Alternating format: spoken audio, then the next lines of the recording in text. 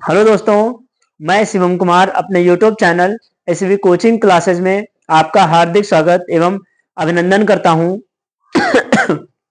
तो आज हम पढ़ेंगे क्लास 10th के लिए और 12th के लिए। आपको जैसा कि पता होगा कि आपकी जो एग्जाम है हिंदी का वो 18 फरवरी को है ना। तो उसके लिए मैं आपको मोस्ट इंपॉर्टेंट 30 एमसीक्यूज क्वेश्चन बहुविकल्पीय प्रश्न आपको दे रहा हूं। आप इनको 30 एमसीक्यूज आप अच्छे से पढ़ लेते हैं तो उम्मीद करते हैं कि आप इसमें से कुछ ना कुछ तो कवर हो ही जाएगा, है ना। बाकी आपको पता है कि सिलेबस बहुत मीन्स जो एमसीक्यूज हैं वो बहुत कम ही आते हैं ना, क्योंकि वो पता नहीं कहां से आते हैं। तो ये चीजें लेकिन अगर आप पढ़ लेते हैं तो हाँ, ये है कि 7-8 क्वेश्चन इससे आ सकता है। तो आप इसको अच्छे से पढ़िएगा।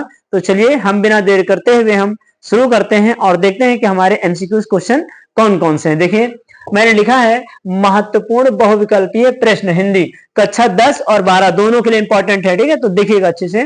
पहला क्वेश्चन क्या है, छायावाद के कवि कौन है।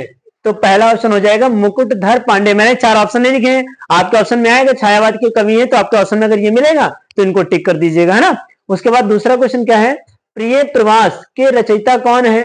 तो प्रिय प्रवास के रचयिता अयोध्या सिंह उपाध्याय हरिऔध जी हैं, ठीक है। ये हो गया। फिर तीसरा क्वेश्चन देखिए क्या है, छायावाद की प्रमुख विशेषता क्या है। ये छायावाद की प्रमुख विशेषताएं हैं कौन कौन सी, सौंदर्य एवं प्रेम, ये आपके ऑप्शन का हो जाएगा। चौथा क्वेश्चन क्या है, हिंदी का प्रथम महाकाव्य माना जाता है कौन, पृथ्वीराज रासो, ये आपका हिंदी का प्रथम महाकाव्य माना जाता है। फिर देखिए 5 नंबर क्वेश्चन क्या बोल रहा है, अष्टछाप के कवि नहीं है। अब कौन नहीं है, तो जब ये आएंगे ईश्वर दास जी तो इनको ऑप्शन में लगा, लेकिन देख लीजिएगा, पता लगे कुछ में दिया है कि अष्टछाप के कवि हैं तो आप लगा देंगे ईश्वर दास, तो देख लीजिएगा नहीं लगा है या कुछ नहीं लगा है ना। तो अष्टछाप के कवि नहीं है कौन, ईश्वर दास जी, है ना, ये आपके अष्टछाप के कवि नहीं है। 6 नंबर क्या है, यामा के रचनाकार हैं या यामा किसकी रचना है, तो महादेवी वर्मा जी की रचना। मैंने आपको ट्रिक के माध्यम से रचनाएं सारी बता रखी है ना, तो आपको उम्मीद करते हैं आपको याद भी होंगी, है ना। 7 नंबर क्वेश्चन क्या है, परमार रासो या परमार रासो, है ना, परमार रासो का रचना काल है, मतलब परमार रासो कौन सी रचना काल की है, तो क्या हो जाएगा आदिकाल की परमार रासो रचना है, ठीक है। उसके बाद क्या है, नंबर 8, किस कवि को ज्ञानपीठ पुरस्कार नहीं मिला है। तो किसको नहीं मिला है, जयशंकर प्रसाद जी को कोई भी पुरस्कार नहीं मिला है। फिर देखिए क्या लिखा है, क्वेश्चन नंबर 9, पहला तार सप्तक कब प्रकाशित हुआ, तो कब 1943 को। फिर क्या है 10 नंबर, छायावाद युग की समय सीमा क्या है, 1919 से 1938, ये छायावाद युग की समय सीमा है। फिर क्या है, साहित्य लहरी के रचयिता हैं कौन, सूरदास जी। फिर क्या है, हिंदी साहित्य के किस काल को स्वर्ण युग कहा जाता है, किसको, भक्ति काल को। देखिए हम आपको ट्रिक बता रहे हैं स्वर्ण काल के। देखिए आपने बड़े बड़े मंदिरों को देखा होगा, तो मंदिरों में जो काफी मूर्तियां होती तो वो सोने की होती हैं, और सोने को संस्कृत में क्या बोलते हैं, स्वर्ण। और लोग वहां क्या करने जाते हैं, पूजा, पूजा मतलब भक्ति, तो भक्ति से हो जाएगा भक्ति काल, और भक्ति काल को वहां पर बड़े बड़े मंदिरों में किसकी पूजा, सोने की, तो सोने से हो जाएगा स्वर्ण। तो भक्ति काल को किस नाम से जानेंगे, स्वर्ण काल को। उम्मीद करते हैं अब आपको ये ट्रिक याद हो गई होगी, है ना। देखिए इसी तरह अगला हम आपको बताते हैं, आदिकाल का एक अन्य नाम है सिद्ध सामंत काल, है ना, ये हो जाएगा। फिर क्या है, विनय पत्रिका के रचनाकार हैं कौन, तुलसीदास जी। फिर क्या है, हिंदी साहित्य के किस काल को श्रृंगार काल कहा जाता है, तो रीतिकाल। अब हम इसकी भी ट्रिक आपको बता देते हैं।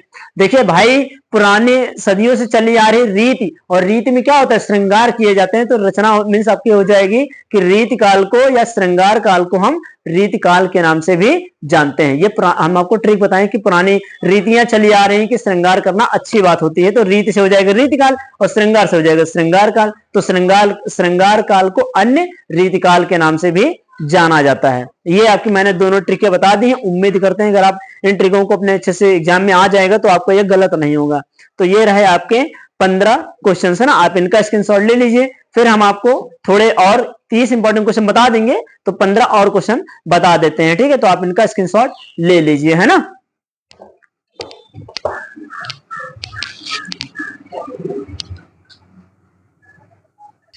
तो दोस्तों आपने पिछले क्वेश्चनों का स्क्रीनशॉट ले लिया होगा। अब हम आपके नेक्स्ट क्वेश्चन लाए हैं और देखिए इनके भी एमसीक्यूज इंपॉर्टेंट हैं, है ना। देख लीजिए क्या है, तो देखिए 16 नंबर क्वेश्चन क्या है, रसिक प्रिया रचना है या रसिक प्रिया किसकी रचना है, तो केशवदास जी की रचना है ना। और केशवदास जी को कठिन काव्य का प्रेत भी कहा जाता है, याद रखिएगा, केशवदास जी को कठिन काव्य का प्रेत भी कहा जाता है, ठीक है। उसके बाद देखिए क्या 17 नंबर, हारे को हरिनाम काव्य ग्रंथ के रचनाकार कौन है, रामधारी सिंह दिनकर जी। फिर देखिए क्वेश्चन नंबर 18 क्या कह रहा है, छायावादोत्तर काल के कवि हैं या छायावादोत्तर काल के कवि कौन है, तो सच्चिदानंद हीरानंद वात्स्यायन अगे। इसका इनका पूरा नाम आपसे पूछ सकता है कि अगे जी का पूरा नाम क्या है, तो आपको याद रखना है सच्चिदानंद हीरानंद वात्स्यायन अगे, ठीक है, याद रखना है। उसके बाद देखिए क्वेश्चन नंबर 19 क्या है, लहर के रचनाकार कौन है, तो जयशंकर प्रसाद जी। फिर क्या है 20 नंबर, कितनी नाव में कितनी बार रचना किसकी है, अगे जी की। मैंने अगे जी का पूरा नाम लिख दिया है, तो आप चाहे लिख सकते हैं, ठीक है। तो उसके बाद क्या है क्वेश्चन नंबर 21, ज्ञानाश्रयी काव्यधारा के कवि नहीं है कौन, नंददास जी ज्ञानाश्रयी काव्यधारा के कवि नहीं है ना। उसके बाद क्या है क्वेश्चन नंबर 22, प्रयोगवादी काव्यधारा के प्रमुख कवि हैं कौन, शमशेर बहादुर सिंह, ये प्रयोगवादी काव्यधारा के प्रमुख कवि हैं, ठीक है।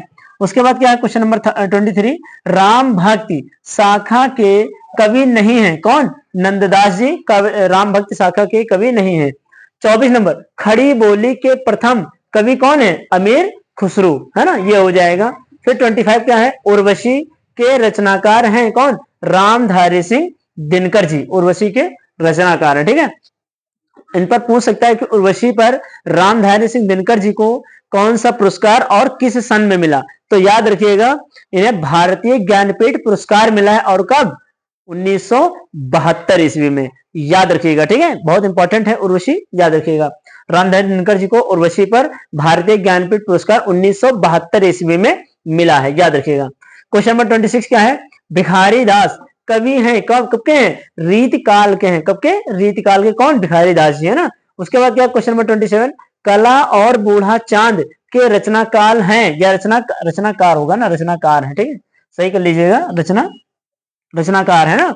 कला और बूढ़ा चांद के रचनाकार है कौन, सुमित्रानंदन पंत जी, है ना। उसके बाद क्वेश्चन नंबर 28 क्या है, जयशंकर प्रसाद की रचना है कौन, कामायनी, है ना। क्वेश्चन नंबर 29, नई कविता के कवि नहीं है, केदारनाथ अग्रवाल जी नई कविता के कवि नहीं है। फिर गोस्वामी तुलसीदास के बचपन या गोस्वामी तुलसीदास जी के बचपन का नाम क्या है, राम बोला, ठीक है। ये रहे आपके 30 क्वेश्चंस। आप अगर इन क्वेश्चनों को अच्छे से तैयार कर लेते हैं तो उम्मीद करते हैं कि आपके कुछ तो क्वेश्चन इससे आएंगे ही आएंगे, लेकिन अगर आप पढ़ते हैं अच्छे से तो, है ना, तो उम्मीद करते हैं कि आप लोगों ने ये क्वेश्चन नोट कर लिए होंगे या इनके स्क्रीनशॉट अभी ले लीजिएगा, है ना। और उम्मीद करते हैं कि आप लोगों ने अपनी प्रिपरेशन भी काफी तेजी से कर दी होगी, या कर कुछ लोगों की तो हो गई होगी, है ना, कि हाँ मुझे केवल एग्जाम ही देना है, बाकी कुछ बच्चे तो रिवीजन कर रहे होंगे। तो उसके लिए मैं आपको best of luck, all the best, है ना, फॉर योर एग्जामिनेशन, जो आपको 18 फरवरी को है, कक्षा 10 और 12 का हिंदी, है ना, सामान्य हिंदी है ना, ये हो जाएगा। तो इसको स्क्रीनशॉट ले लीजिएगा और मिलते हैं फिर आप नेक्स्ट वीडियो में इसी तरह इंपॉर्टेंट क्वेश्चन के साथ में नेक्स्ट सब्जेक्ट के लिए, है ना। और एक बार फिर मैं आप लोगों को आपके एग्जाम के लिए ऑल द बेस्ट और बेस्ट ऑफ लक बोल रहा हूँ, ठीक है। तो मिलते हैं नेक्स्ट वीडियो में। Thanks for watching this video.